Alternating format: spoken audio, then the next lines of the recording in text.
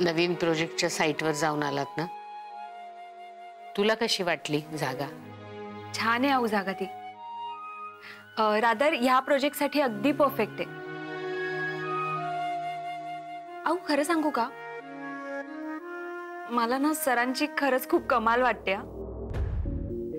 म्हणजे ते तिथे फारसे कधी गेले नाहीयेत, तरी सुद्धा त्यांचा रिसर्च इतका परफेक्ट आहे, इतका स्ट्रॉंग आहे रादर, की त्या जागेबद्दल त्यांना सगळं माहिती आहे.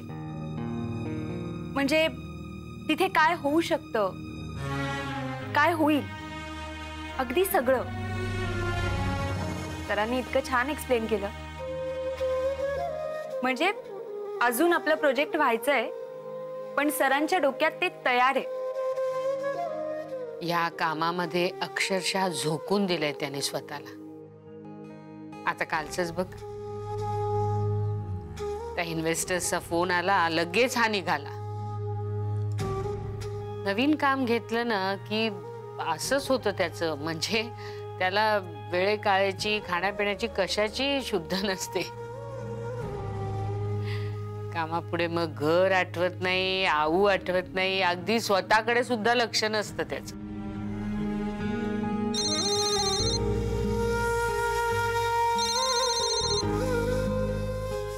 काय पोचलास का रे?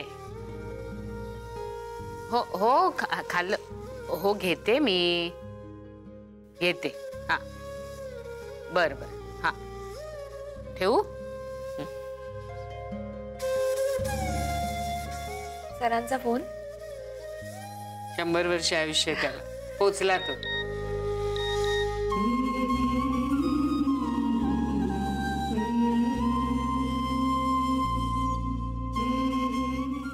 तुम्हाला बरं नाहीये का?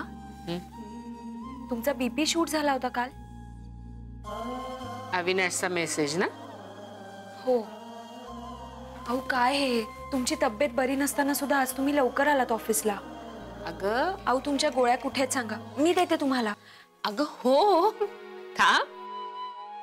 मी म्हटलं आता त्याला मी औषध घेते, तरी सुद्धा त्याने तुला मेसेज केला. तुम्हाला असं वाटतं, पण सरांना खरंच खूप काळजी आहे तुमची. आणि आता ते इथे येईपर्यंत त्यांनी तुमची जबाबदारी माझ्यावर सोपवली. अरे बापरे. तुम्ही आता प्लीज माझ्या समोर गोळ्या घ्या.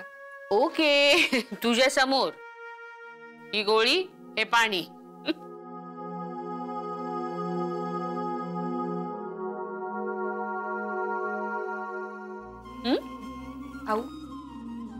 तुम्ही आता प्लीज घरी जाऊन आराम करा. आणि ऑफिसची काळजी अजिबात करू नका, आम्ही सगळे आहोत इथे. तुम्ही सगळे हेच म्हणणार हे मला माहित होतं, म्हणून मी काही बोलले नाही. पण तुम्ही. अगं बाळा, घरी जाऊन काय करू मी? एकटीला घर खायला उठतं. इथे सगळेजण असतात आजूबाजूला, मग वेळ कसा जातो कळत नाही. ठीक आहे, चालेल. तुम्ही इथेच थांबा, पण आराम करा कम्प्लीटली.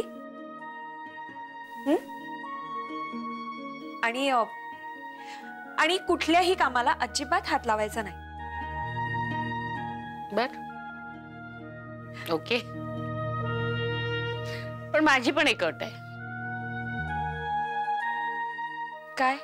तू इथेच बस तुझं काम करायला काही दिवस माझ्यासोबत. एवढंच ना?